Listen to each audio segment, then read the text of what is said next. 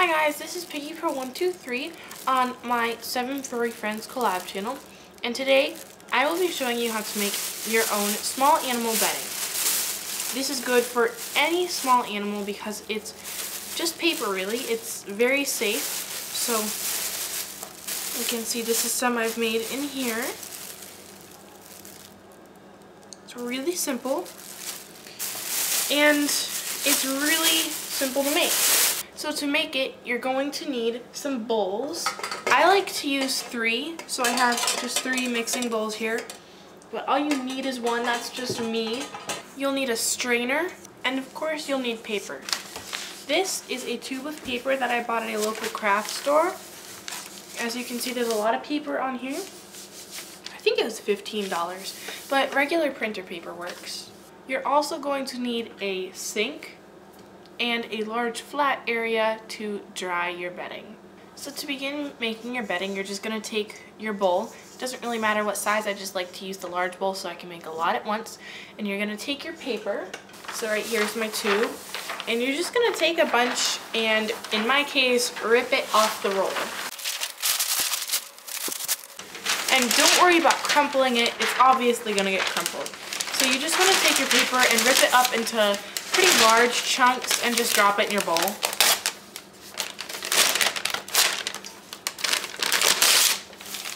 I just find that this makes it easier to do the next step.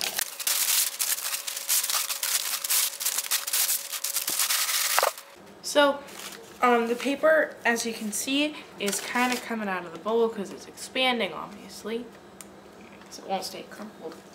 So next, you just fill it with water. Do you want the water to be as hot as possible? Boiling is best. I'm just going to use the sink, make it pretty hot.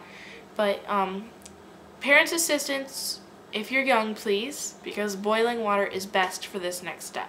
So my camera sort of decided to stop recording, which was funny because right before I started it had half battery life. But whatever, it's the next day. I just made a batch yesterday because I had started. So I put more paper in my bowl and I filled it with really hot water, so it feels like there's steam coming off. I mean, really hot water. And you want enough water to submerge all your paper. So I don't know if this is more or less than yesterday, but it's enough to submerge all my paper. And now I'm going to take a little more and add it in.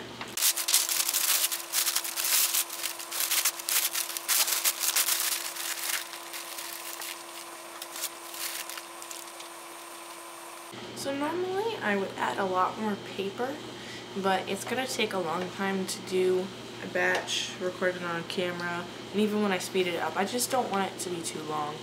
So I'm not going to do a huge batch today, but you want to make sure it's all submerged and it's really hot, so it kind of hurts. Really hurts. For you. You want to make sure it's all submerged, and once the paper's wet, you just want to take it and rip it into the size pieces you want the bedding to be. And this is all personal preference. I do it about like this. You obviously don't want them to be too big, but you don't want to sit there and make them all microscopic, because even though that would make it softest for your animal, it takes forever to make. So personal preference on how big you want the pieces to be, but just go through and rip all of the paper up until it is that size.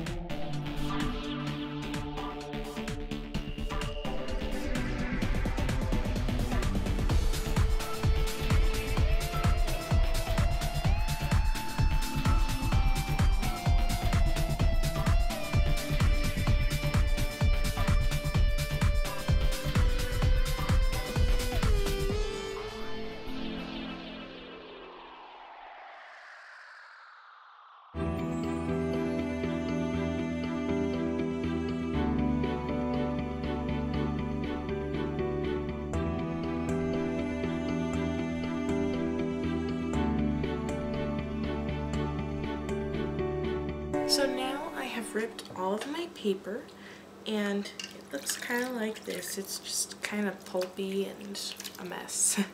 And I have the other bowls, if I can get it off my hands, that I use. So I have this small one, which I'll show you why I use in a minute. Then I have this one, which is the medium-sized, filled with the bedding that I made yesterday, which has not been placed out to dry yet. So what I do is fill this small one with the bedding. Now what you're going to do is just take a handful and you're going to squeeze all the water out.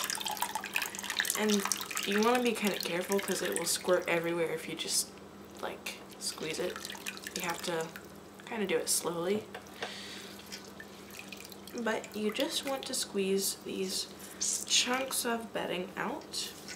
Normally my dad does this because his hands are a lot stronger than mine. He can get it a lot drier. But my hands are still really strong, so I can get it pretty dry. But that's basically why you want to do this, is so it dries quicker. So you just squeeze the ball out. Then I set it in this little bowl and go through and do that with all the bedding.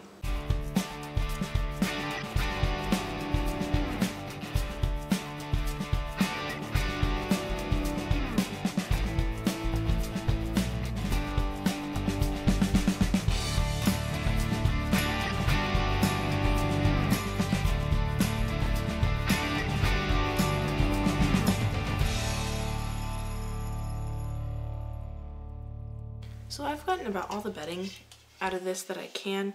I mean, there's still some here I guess I could squeeze out, but there's no way you can get all of it. So the next step is to pour it into a strainer, and I'll show you how I do that in a minute, but I'm gonna make another batch real quick.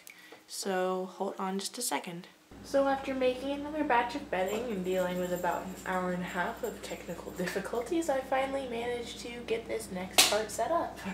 So, I have our strainer in the sink, and all I'm going to do is dump this bowl that I made the bedding in into the strainer.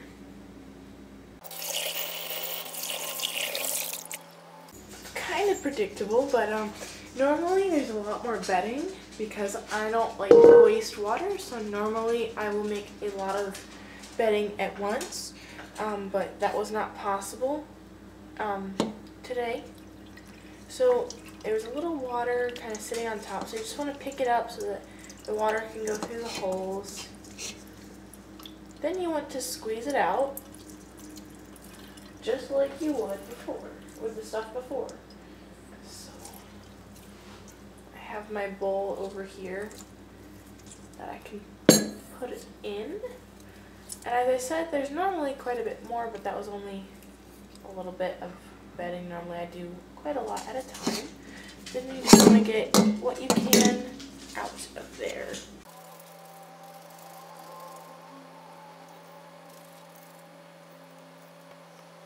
That's about everything. There's a little bit left, but these are all the tiny pieces that are harder to get. So that's basically how that works. Kind of predictable, but now I'm going to show you how to do the next step. So now I have the bowl of bedding that I made yesterday. I never got a chance to ask someone to put it downstairs for me. I'll explain that in a minute, but then I have one of these chunks of bedding that I made today. So all you're going to do is take these chunks that you squeezed out as much as you can, and you're going to rip them up into the size pieces that you made before. And it's really easy because you've already ripped it, so it basically just comes apart with a little finagling. So you just go through and rip it, well, I guess basically take it apart. And it's really easy, but this is why you don't want to have really tiny pieces, just because it takes forever. And you do this step of squeezing it into a ball so you can get more water out, much more water out. It'll dry much quicker. And if you would like to add some color to your bedding, all you have to do is use paper that has safe coloration. So like construction paper, tissue paper. If you look at the ingredients and what they use to color it, and there's no chemicals that would be harmful to your animal, then go ahead and use it. or you can use food coloring that's made from all natural materials, but that stuff is kind of expensive. I've looked at it, but I like to do that kind of stuff around Christmas. I do green and red. You probably saw on my channel, like my spring cage tours, natural cage tours. I do different colors and things like that, so it can be a lot of fun. And this really doesn't take a huge amount of time. One thing I'll often do is actually do it while I'm watching TV. Like beforehand, we'll just fill up a bowl, put the supplies over by the couch, and just my dad and I will do it together while we watch TV, because it really isn't all that hard. So I'm just going to completely take apart all this bedding.